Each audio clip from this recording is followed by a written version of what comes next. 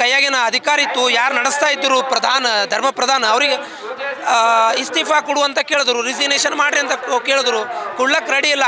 ಧ್ವನಿ ಎತ್ತುವಂಥವ್ರನ್ನ, ಪ್ರಶ್ನೆ ಕೇಳುವಂಥವ್ರನ್ನ, ನ್ಯಾಯ ಕೇಳುವಂಥವ್ರನ್ನ ನೀವು ಲಾಠಿ ಬಳಸ್ತೀರಾ ಅಂತ ಅಂದರೆ, ನೀವು ಅವ್ರ ಮೇಲೆ ಬೂಟು ಕಾಲಿನ ಪ್ರಯೋಗ ಮಾಡ್ತೀರಾ ಅಂತ ಅಂದರೆ, ಶೆಲ್ಗಳನ್ನ ಸಿಡಿಸ್ತೀರಾ ಅಂತ ಅಂದರೆ, ನಿಮ್ಮ ನಡವಳಿಕೆ, ನಿಮ್ಮ ವಿದ್ಯಾರ್ಥಿ ವಿರೋಧಿ, ಯುವ ಜನತೆಯ ವಿರೋಧಿ ಧೋರಣೆ ಏನಿದೆ ಅದನ್ನ ಖಂಡಿಸಿ ಇವತ್ತು ಇಡೀ ಭಾರತ ದೇಶ ಎದ್ದು ನಿಂತಿದೆ. ನನ್ನಂಥ ತಾಯಂದಿರು ಎಷ್ಟೋ ಜನ ಇವತ್ತು 22 ಮಕ್ಕಳನ್ನ ಕಳ್ಕೊಂಡು ನೋವಲ್ಲಿದ್ದಾರೆ ಸರ್. ಅವ್ರಿಗೆ ಯಾರು ಜವಾಬ್ದಾರು? ಸರ್ಕಾರ ಅಲ್ವೇನು? ಈ ಜವಾಬ್ದಾರಿಯನ್ನು ಹೊತ್ತುಕೊಂಡು ಅಲ್ಲಿರುವಂಥ ಎಜುಕೇಷನ್ ಮಿನಿಸ್ಟರ್ ರಾಜೀನಾಮೆ ಕೊಡಬೇಕು. ಈ ಲಾಟೀಸಲ್ಲಿ ನೇಲ್ಸ್ ಇಟ್ಕೊಂಡು ಹೊಡಿತಾ ಇದ್ದಾರೆ. ಇವೆಲ್ಲ ಮಕ್ಕಳು ಸರ್, 17-18 ಇಯರ್ ಓಲ್ಡ್ ಮಕ್ಕಳು. ಅವ್ರೇನು ಕ್ರಿಮಿನಲ್ಸಾ?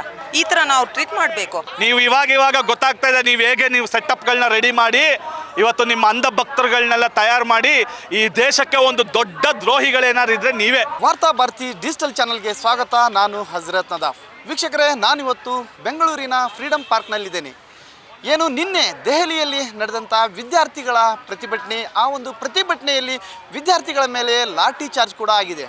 ಹಾಗಾದರೆ ಇಂದು ಬೆಂಗಳೂರಿನಲ್ಲಿ ವಿವಿಧ ಸಂಘಟನೆಗಳು, ರಾಜಕೀಯ ಪಕ್ಷಗಳು ಹಾಗೂ ವಿದ್ಯಾರ್ಥಿ ಸಂಘಟನೆಗಳು ಮತ್ತು ಮಹಿಳಾ ಸಂಘಟನೆಗಳು ಎಲ್ಲರೂ ಜೊತೆಗೂಡಿ ಒಂದೇ ವೇದಿಕೆಯಲ್ಲಿ ಪ್ರತಿಭಟನೆಯನ್ನು ಮಾಡ್ತಾ ಇದ್ದಾರೆ.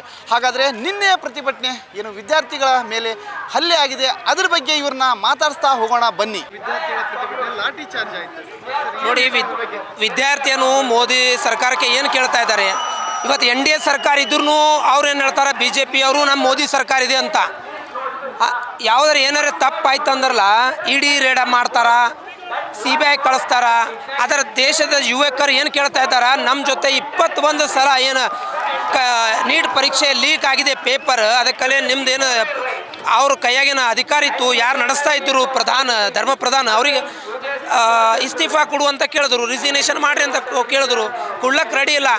ಈ ದೇಶದ ಯುವಕರು ಇರಲಿ, ಜನ ಇರಲಿ, ಅವ್ರಿಗೆ ಪ್ರೀತಿ ಅವ್ರ ಮ್ಯಾಗಿಲ್ಲ, ಅವ್ರ ಚೇರ್ ಮ್ಯಾಗಿದೆ. ಇದು ಕಾಣ್ತಾ ಇದೆ. ಅಲ್ಲಿ ಏನಾಗಿದೆ, ಜಂತರ ಮಂತರದಲ್ಲಿ ಜನರಿಗೆ ಲಾಠಿ ಚಾರ್ಜ್ ಮಾಡೋದು, ಹೊಡೆಯೋದು. ಅವ್ರಿಗೆ ಯಾವಾಗ ಮೋದಿ ಅವರು ಅಂಜುತ್ತಾರ, ಅವ್ರಿಗೆ ಪೊಲೀಸ್ ಅವರಿಗೆ CBIಗೆ ಇಡಿಗೆ ಮುಂದೆ ಮಾಡ್ತಾರೆ. ಅದರ ದೇಶದಲ್ಲಿ ಬ್ರಿಟಿಷ್ ಸರ್ಕಾರ 100 ವರ್ಷ ಹೋರಾಟನಿಂದ ಹೋಯಿತು. ಇದೂ ಸರ್ಕಾರ, BJP ಸರ್ಕಾರನೂ ಹೋರಾಟನಿಂದ ಹೋಗುತ್ತೆ ಅಂತ ಈ ಸಂದರ್ಭದಲ್ಲಿ ಹೇಳುತ್ತೇನೆ ನಾನು. ನಿನ್ನೆ ವಿದ್ಯಾರ್ಥಿಗಳ ಮೇಲೆ ದೆಹಲಿಯಲ್ಲಿ ಏನು ಲಾಠಿ ಚಾರ್ಜ್ ಆಯಿತು, ಏನು ಹೇಳ್ತೀರಿ ಸರ್ ಈ ಘಟನೆ ಬಗ್ಗೆ? ಸರ್, ಇವತ್ತಿನ ದಿನಗಳು BJP ಸರ್ಕಾರದಲ್ಲಿ ಇವತ್ತಿನ ದಿನಗಳು ನಿಜಕ್ಕೂ ಕರಾಳ ದಿನಗಳಾಗಿ ಭಾರತದ ಪಾಲಿಗೆ ಗೋಚರಿಸ್ತಾ ಇದ್ದಾವೆ. ಯಾಕೆಂತಂದರೆ ಒಂದು ನ್ಯಾಯಯುತವಾದಂತಹ ವಿದ್ಯಾರ್ಥಿಗಳ ನ್ಯಾಯಯುತವಾದಂಥ ಬೇಡಿಕೆಯನ್ನು ಅವರು ಈಡೇರಿಸ್ತಾ ಇಲ್ಲ. ತಮ್ಮ ತಪ್ಪುಗಳನ್ನು ಇವರು ಸಮರ್ಸ್ಕೊಳ್ಳೋದಕ್ಕೆ ಮುಂದಾಗ್ತಾ ಇದ್ದಾರೆ ಹೊರತು ತಮ್ಮಲ್ಲಾಗಿರುವಂಥ ತಪ್ಪುಗಳನ್ನು ತಿದ್ದುಕೊಂಡು, ಸರ್ ಇದು 20 ಜನ ವಿದ್ಯಾರ್ಥಿಗಳು ಪ್ರಾಣ ಕಳ್ಕೊಂಡಿದ್ದಾರೆ ಸರ್. ಲಕ್ಷಾಂತರ ವಿದ್ಯಾರ್ಥಿಗಳ ಭವಿಷ್ಯ ಹಾಳಾಗಿದೆ. ಇವತ್ತು ಅಂತಹ ವಿದ್ಯಾರ್ಥಿಗಳ ಭವಿಷ್ಯ ಹಾಳಾಗೋದಕ್ಕೆ ನೀವು ಕಾರಣಕರ್ತರಾಗಿದ್ದೀರಿ. ಅಂದರೆ ಸರ್ಕಾರದ ಜವಾಬ್ದಾರಿ, ನೀವು ಕಾರಣಕರ್ತರು ಅಲ್ಲ ಅಂತ ಅಂದರೆ ಮೋದಿ ಸರ್ಕಾರದವ್ರಿಗೆ ಅವರ ಸರ್ಕಾರದ ಹೊಣೆಗಾರಿಕೆ ಮತ್ತು ಜವಾಬ್ದಾರಿಗಳೇ ಗೊತ್ತಿಲ್ಲ. ಅವರಿಗೆ ಜವಾಬ್ದಾರಿ ಗೊತ್ತಿಲ್ಲ ಅಂತಂದರೆ ಅವ್ರಿಗೆ ಸಂವಿಧಾನ ಗೊತ್ತಿಲ್ಲ ಅಂತ ಅಂದರೆ ಪ್ರಜಾಪ್ರಭುತ್ವದ ಆಶಯಗಳೇ ಇವತ್ತು ನರೇಂದ್ರ ಮೋದಿ ಅವರಿಗೆ ಗೊತ್ತಿಲ್ಲ. ಧ್ವನಿ ಎತ್ತುವಂಥವ್ರನ್ನ, ಪ್ರಶ್ನೆ ಕೇಳುವಂಥವ್ರನ್ನ, ನ್ಯಾಯ ಕೇಳುವಂಥವ್ರನ್ನ ನೀವು ಲಾಠಿ ಬಳಸ್ತೀರಾ ಅಂತ ಅಂದರೆ, ನೀವು ಅವ್ರ ಮೇಲೆ ಬೂಟು ಕಾಲಿನ ಪ್ರಯೋಗ ಮಾಡ್ತೀರಾ ಅಂತ ಅಂದರೆ, ಶೆಲ್ಗಳನ್ನ ಸಿಡಿಸ್ತೀರಾ ಅಂತ ಅಂದರೆ, ಬಹುಶಃ ಅವರು ಅಂದ್ಕೊಂಡಿದ್ದಾರೆ ನಾವು ಎಂತೆಂಥ ಹೋರಾಟಗಳನ್ನು ಹತ್ತಿಕ್ಕಿದ್ದೀವಿ, ಎಂತೆಂಥ ರೈತ ಹೋರಾಟ, ದಲಿತ ಹೋರಾಟ, ಇನ್ಯಾವುದೋ ಎಲ್ಲೆಲ್ಲ ಹೋರಾಟಗಳನ್ನು ನಾವು ಯಾವ ರೀತಿಯಾಗಿ ಬೇಕು ಮುಳ್ಳಿನ ಬೇಲಿಗಳನ್ನು ಹಾಕಿ ಹತ್ತಿಕ್ಕಿದ್ದೀವಿ. ಇವರು ಯಾರು ಅನ್ನುವಂಥದ್ದನ್ನ ಯುವ ಜನತೆಯನ್ನ, ವಿದ್ಯಾರ್ಥಿಗಳನ್ನ ಕೇವಲವಾಗಿ ಇವತ್ತು ನರೇಂದ್ರ ಮೋದಿ ಅವರ ಸರ್ಕಾರ ಕಾಣ್ತಾ ಇದೆ. ಅದರ ಪರಿಣಾಮ ಈಗಷ್ಟೇ ಶುರುವಾಗಿದೆ. ನಿಮ್ಮ ನಡವಳಿಕೆ, ನಿಮ್ಮ ವಿದ್ಯಾರ್ಥಿ ವಿರೋಧಿ, ಯುವ ಜನತೆಯ ವಿರೋಧಿ ಧೋರಣೆ ಏನಿದೆ ಅದನ್ನ ಖಂಡಿಸಿ ಇವತ್ತು ಇಡೀ ಭಾರತ ದೇಶ ಎದ್ದು ನಿಂತಿದೆ. ಅದರ ಭಾಗವಾಗಿ ಕರ್ನಾಟಕದಲ್ಲೂ ಕೂಡ ಹಲವಾರು ವಿದ್ಯಾರ್ಥಿ ಸಂಘಟನೆಗಳು, ಯುವ ಜನತೆ ಸೇರಿ ಫ್ರೀಡಂ ಪಾರ್ಕಲ್ಲಿ ಕಳೆದ 3 ದಿನಗಳಿಂದ ನಿರಂತರವಾಗಿ ಇಲ್ಲಿ ಪ್ರತಿಭಟನೆಯನ್ನು ಮಾಡ್ತಾ ಇದ್ದೀವಿ. ಸೋನಂ ವಾಂಗ್ಚುಕ್ ಅವರು ಹೋರಾಟ ಏನು ಮಾಡ್ತಾ ಇದ್ದಾರೆ, ಉಪವಾಸ ಏನು ಮಾಡ್ತಾ ಇದ್ದಾರೆ, ಅದನ್ನ ಬೆಂಬಲಿಸಿ ನಾವು ಹೋರಾಟ ಮಾಡ್ತಾ ಇದ್ದೀವಿ. ಇದು ಒಂದು ಎಚ್ಚರಿಕೆ ಆಗಬೇಕು. ಯಾರೋ ಧರ್ಮೇಂದ್ರ ಪ್ರಧಾನ್ ರಾಜೀನಾಮೆ ಕೊಟ್ಟರೆ ನಮಗೇನೋ ಸಿಕ್ಬಿಡುತ್ತೆ, ಕೊಂಬರುತ್ತೆ ಅಂತ ಕೇಳ್ತಾ ಇಲ್ಲ ನಾವು ಸ್ವಾಮಿ.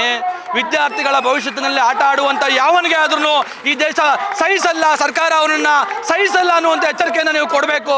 ನಮಸ್ತೆ ಸರ್, ನಾನಿವತ್ತು ಪ್ಯೂರ್ಲಿ ಒಂದು ತಾಯಿಯಾಗಿ ಬಂದಿದ್ದೀನಿ ಸರ್. ನನ್ನ ಮಗ ಕೂಡ 2nd PU ನೀಟ್ ಬರೀತಾನೆ. ನಾಳೆ ದಿನ ಏನಾದರೂ ಹೆಚ್ಚು ಕಡಿಮೆ ಆದರೆ ನಾನು ಕೂಡ ಅಲ್ಲಿ ಕುತ್ಕೋಬೇಕಾಗುತ್ತೆ. ಕೂತ್ಕೊಳ್ಬೇಕಾಗುತ್ತೆ ಅಥವಾ ನನ್ನ ಮಗ ಕೂತ್ಕೊಳ್ಬೇಕಾಗುತ್ತೆ. ಆ ಒಂದು ಧೋರಣೆಯನ್ನು ಖಂಡಿಸಿ ನಾನು ಎಲ್ಲ ವಿದ್ಯಾರ್ಥಿಗಳು ಏನು ಕರೆ ಕೊಟ್ಟಿದ್ದಾರೆ ದೇಶಾದ್ಯಂತ ಆ ಒಂದು ಹೋರಾಟಕ್ಕೆ ಬೆಂಬಲವಾಗಿ ಬಂದು ನಿಂತಿದ್ದೀವಿ. ಮತ್ತೊಂದು ವಿಚಾರ ಸರ್, ನಿನ್ನೆ ನಡೆದಿರುವಂಥ ಘಟನೆ ಸರ್, ಯಾರಾದರೂ ಲಾಠಿಗಳಿಗೆ ಮುಳ್ಳುಗಳನ್ನು ಹಾಕೊಂಡು ಹೊಡಿತಾರ ಸರ್? ನಮ್ಮ ಮಕ್ಕಳಾಗಿದ್ರೆ ನಾವು ಈ ರೀತಿ ಮಾಡ್ತೀವ? ನಿಜವಾಗ್ಲೂ ಒಂದು ಕರುಣೆ ಅನ್ನೋದು ಬೇಡ. ಅವ್ರು ಏನು ಕೇಳ್ತಿದ್ದಾರೆ? ನಿಮ್ಮ ಅಪ್ಪನ ಮನೆಯಿಂದ ಗಂಟು ತಗೊಂಡು ಕೇಳ್ತಿದ್ದಾರಾ ಅಥವಾ ಆಸ್ತಿ ಕೇಳ್ತಿದ್ದಾರಾ, ಅಂತಸ್ತು ಕೇಳ್ತಿದ್ದಾರಾ ಅಥವಾ ನಿಮ್ಮ ಹುದ್ದೆಗಳನ್ನು ಕೇಳ್ತಿದ್ದಾರಾ? ಅವ್ರು ಕೇಳ್ತಿರೋದು ಒಂದು ನ್ಯಾಯಯುತವಾಗಿ ಒಂದು ಪರೀಕ್ಷೆ ಭಾಳ ಅದ್ಭುತವಾಗಿ ನಡಿಬೇಕು ಟ್ರಾನ್ಸ್ಪರೆನ್ಸಿಂದ. UPSC ಎಷ್ಟು ಚೆನ್ನಾಗಿ ಟ್ರಾನ್ಸ್ಪರೆನ್ಸಿ ನಡುತ್ತೆ, ಯಾಕೆ ನೀಟ್ ನಿಮಗೆ ಮಾಡೋಕ್ಕೆ ಯೋಗ್ಯತೆ ಇಲ್ವಾ? ನಿಮ್ಮ ಚುನಾವಣೆಗಳು ಮಾಡ್ಬೇಕಾದ್ರೆ ಭಾಳ ಅದ್ಭುತವಾಗಿ ಹೆಂಗೆ ಓಟ್ ತಗೋಬೇಕು ಅಂತ ಮಾಡ್ತಿರಲ್ಲ.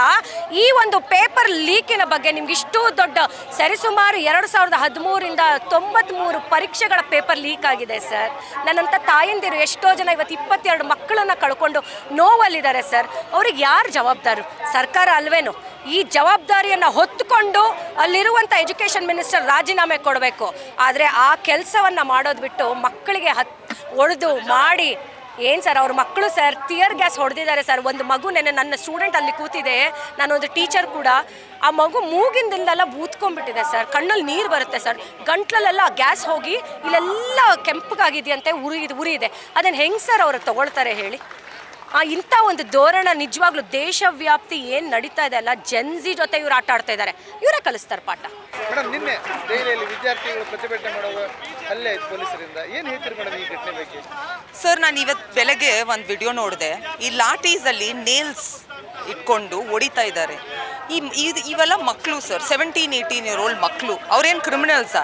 ಈ ಥರ ನಾವು ಟ್ರೀಟ್ ಮಾಡಬೇಕು? ಅವರೇನು ನಿಮ್ಮ ಮನೆಯಲ್ಲಿ ಬಂದು ನಮಗೆ ದುಡ್ಡು ಕೊಡಿ, ನಮಗೆ ಫೋನ್ ತರಿಸಿ ಅಂತ ಹೇಳ್ತಾ ಇದ್ದಾರಾ? ಅವರು ಜಸ್ಟಿಸ್ಗೆ ಫೈಟ್ ಮಾಡ್ತಾ ಇದ್ದಾರೆ, ಅಕೌಂಟಬಿಲಿಟಿ ಕೇಳ್ತಾ ಇದ್ದಾರೆ ಅಷ್ಟೇ. ಅವ್ರು ಬರೀ ಕೇಳೋದು ಧರ್ಮೇಂದ್ರ ಪ್ರಧಾನ್ ರೆಸಿಗ್ನೇಷನ್ ಕೊಡಲಿ ಅಂತ. ಇಲ್ಲ ಅಂದರೆ ಸ್ವಲ್ಪ ಸ್ಟೆಪ್ ಡೌನ್ ಮಾಡಿ ನಮಗೆ ಉತ್ತರ ಕೊಡಿ. ಪೇಪರ್ ಲೀಕ್ಸ್ಗೆ ಯಾರು ಕಾರಣ ಅಂತ ಅವರು ಬಂದು ಹೇಳಬೇಕಲ್ವಾ? ಏನಾದರೂ ಒಂದು ಉತ್ತರ ಕೊಡಬೇಕಲ್ವಾ? ಆಲ್ರೆಡಿ ಪ್ರೊಟೆಸ್ಟ್ ನಡೀತಾ ಇದೆ, 1 ತಿಂಗಳಿಂದ ನಡೀತಾ ಇದೆ. 22 ಡೇಸ್ ಒಬ್ಬರು ಫಾಸ್ಟಿಂಗ್ ಮಾಡ್ತಾ ಇದ್ದಾರೆ. ಒಂದು ಲೈಫ್ಗೆ ನಿಮಗೆ ಸ್ವಲ್ಪ ರೆಸ್ಪೆಕ್ಟ್ ಕೊಡಬೇಕಲ್ವಾ ಸರ್? ಅಷ್ಟೇ ನಾವು ಕೇಳ್ತಾ ಇರೋದು. ಇದು 3ನೇ ದಿವಸ ಬೆಂಗಳೂರಲ್ಲಿ ಮಾಡ್ತಾ ಇರೋದು. ಅವ್ರು ಉತ್ತರ ಕೊಡೋ ತನಕ ನಾವು ಕಂಟಿನ್ಯೂ ಮಾಡ್ತೀವಿ 101%. ಮಧುಮಿತಾ ನಟರಾಜ್. ನಿನ್ನೆ ಪ್ರತಿಭಟನೆ ಬಗ್ಗೆ ಏನು ಹೇಳ್ತೀರಿ ಸರ್? ನಿನ್ನೆ ಲಾಠಿ ಚಾರ್ಜ್ ಆಗಿದೆಯಲ್ಲ? ನಿನ್ನೆ ಲಾಠಿ ಚಾರ್ಜ್ ಆಗಿರ್ತಕ್ಕಂಥದ್ದು ಅತ್ಯಂತ ಹೀನಾಯ ಕೃತ್ಯ. ಕೇಂದ್ರ ಸರ್ಕಾರ ಅಂದರೆ ಕೈಲಾಗದ, ಈ ದೇಶವನ್ನು ನಡೆಸೋ ಯೋಗ್ಯತೆ ಇಲ್ಲದ ಕೇಂದ್ರ ಸರ್ಕಾರದ ಕೃತ್ಯದಿಂದ ಇವತ್ತು ದೇಶದ ಯುವ ಜನ ಬದಲಾಗ್ತಾ ಇದ್ದಾರೆ. ಅಂದರೆ ಇವತ್ತು ಅವರು ನ್ಯಾಯಯುತವಾಗಿ CJP ಅಂತಕ್ಕಂಥದ್ದನ್ನು ಮಾಡಿ, ಅಂದರೆ ಯುವಕರು ಜಾಗೃತರಾಗ್ತಾ ಇದ್ದಾರೆ. ಎಲ್ಲ ಸಂದರ್ಭ ಒಂದೇ ದಿವಸ ಇರಲ್ಲ. ದೇಶದಲ್ಲಿ ನಿಮಗೆ ಚೆನ್ನಾಗಿರ್ತಕ್ಕಂಥ ವಾತಾವರಣನೂ ಇರುತ್ತೆ. ಮತ್ತು ಇವತ್ತು ನೋಡಿದ್ರಲ್ಲ ಯುವಕರು ಹೇಗೆ ನಿಮ್ಮ ಮುಂದೆ ತಿರುಗಿ ಬಿದ್ದಿದ್ದಾರೆ ಅಂತ. ಈ ದೇಶದಲ್ಲಿ ಒಂದು ಅಕೌಂಟಬಿಲಿಟಿ ಇಲ್ಲ. 10 ವರ್ಷದಿಂದ ಈ ಸರ್ಕಾರ ನಡೀತಾ ಇದೆ. ಎಷ್ಟು 150 ಎಕ್ಸಾಮ್ಗಳ ಪೇಪರ್ ಲೀಕ್ ಆಗಿದೆ. ಇದಕ್ಕೆ ಯಾರು ಜವಾಬ್ದಾರಿ? 6 ಬಾರಿ ನೀಟ್ ಪೇಪರ್ ಲೀಕ್ ಆಗಿದೆ. ಅದಕ್ಕೆ ನೀವು ಯಾರು ಜವಾಬ್ದಾರಿ ಹೊತ್ಕೊಂಡ್ರಾ? ಪ್ಲೈನ್ ಆಕ್ಸಿಡೆಂಟ್ ಆಯಿತು, ಅದಕ್ಕೆ ಅವನಾರು ಜವಾಬ್ದಾರಿ ತಗೊಂಡ್ರ? ಇಲ್ಲ. ಟ್ರೈನ್ ಆಕ್ಸಿಡೆಂಟ್ಗಳು ವಿಪರೀತ ಆಗ್ತಾ ಇದೆ, ಯಾರೂ ಇಲ್ಲ. ಇಲ್ಲಿ ದೇಶದ ಒಂದು ನ್ಯಾಷನಲ್ ಮೀಡಿಯಾಗಳ ಒಂದು ತಪ್ಪಿಂದ ಇವತ್ತು ಯುವಕರು ಬೀದಿಗಿಳಿದು ಜಾಗೃತರಾಗ್ತಾ ಇದ್ದಾರೆ.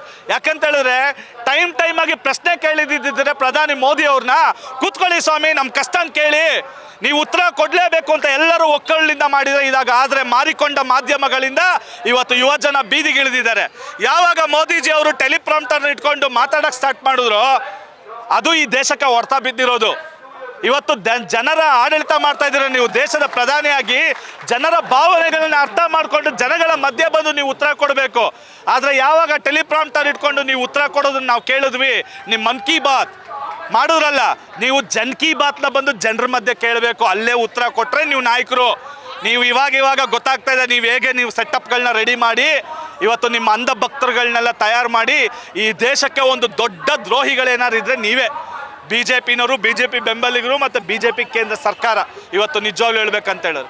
ನನ್ನ ಮನೇಲಿ ಮಗು 6 ವರ್ಷದ ಮಗು, ನಾನು ಡೈಲಾಗ್ ಬರ್ಕೊಟ್ರೆ ನನ್ನ ಮಗು ಡೆಲಿವರಿ ಮಾಡ್ತದೆ. ಈಗ ಈ ರೀತಿ ಮೋದಿಜಿ ಅವರು ಮಗು ಥರ ಡೈಲಾಗ್ ಡೆಲಿವರಿ ಮಾಡಿದ್ರು. ಇವತ್ತು ಅಡ್ರೆಸ್ ಮಾಡಿ ಅಂದರೆ ಯುವಕರು ಯಾವಾಗ ಅಟ್ಯಾಕ್ ಮಾಡ್ತಾರೆ ಅಂತ ಪಾರ್ಲಿಮೆಂಟಿಂದ ಎದ್ನೋ ಬಿದ್ನೋ ಅಂತ ಓಡೋಗ್ತಾರೆ. 56 ಇಂಚು ಹಂಗೆ ಆ ದಪ್ಪ ಚರ್ಮ ಏನಾಗೋಯ್ತು, ಎಲ್ಲ ಕರಗೋಯ್ತು ಕೊಬ್ಬು ಒಂದೇ ದಿವಸಕ್ಕೆ. ಇದು ಆರಂಭ. ಯುವ ಭಾರತ ಜಾಗೃತರಾಗ್ತಾ ಇದ್ದಾರೆ. ಇನ್ನಾದರೂ ಆಳುವ ಸರ್ಕಾರಗಳು ಒಂದು ಜವಾಬ್ದಾರಿನ ವಹಿಸ್ಕೊಳ್ಳಿ, ಅಕೌಂಟಬಿಲಿಟಿ ವಹಿಸ್ಕೊಳ್ಳಿ. ನೀವೇನು ಓಟ್ಗಳನ್ನು ಏನು ಎಲ್ಲ ಪರ್ಚೇಸ್ ಮಾಡಿ ಅಧಿಕಾರಕ್ಕೆ ಬಂದು ನಿಮ್ಮ ಬಿಸ್ನೆಸ್ ರಾಜಕಾರಣ ಗೊತ್ತಾಗಿದೆ. ಇನ್ಮೇಲೆ ಈ ದೇಶದಲ್ಲಿ ನಡೆಯೋದಿಲ್ಲ. ಯುವ ಭಾರತರೆಲ್ಲರೂ ಜಾಗೃತರಾಗ್ತಾ ಇದ್ದಾರೆ, ಸದೃಢರಾಗ್ತಾ ಇದ್ದಾರೆ. ಎಲ್ಲ ರೀತಿಯ ದೇಶದ ಆಗು ಹೋಗುಗಳ ಮೇಲೆ ನಿಗಾವನ್ನು ವಹಿಸ್ತಾ ಇದ್ದಾರೆ. BJPಯ ಏನು ಒಂದು CJP ಹೋರಾಟ ಮಾಡ್ತಾ ಇದೆ ಅದಕ್ಕೆ ಬೆಂಬಲಿಸಿ.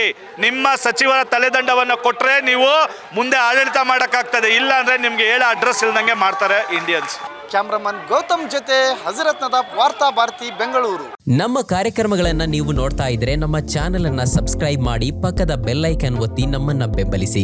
ಹಾಗೆ ನಮ್ಮ ಕಾರ್ಯಕ್ರಮಗಳನ್ನ ಲೈಕ್ ಮಾಡಿ, ಕಮೆಂಟ್ ಮಾಡಿ, ಅದನ್ನ ಬೇರೆಯವರಿಗೂ ವಾಟ್ಸ್ಆಪ್ ಮೂಲಕ ಶೇರ್ ಮಾಡಿ. ನೀವು ಹೀಗೆ ಮಾಡಿದಾಗ ನಮ್ಮ ಚಾನೆಲ್ ಇನ್ನಷ್ಟು ಮತ್ತಷ್ಟು ಜನರಿಗೆ ತಲುಪಲು ನೀವು ನಮ್ಮೊಂದಿಗೆ ಸಹಕರಿಸಿದ ಹಾಗಾಗುತ್ತೆ. ಇದು ನೀವು ಯಾವುದೇ ಖರ್ಚಿಲ್ಲದೆ ಕೆಲವೇ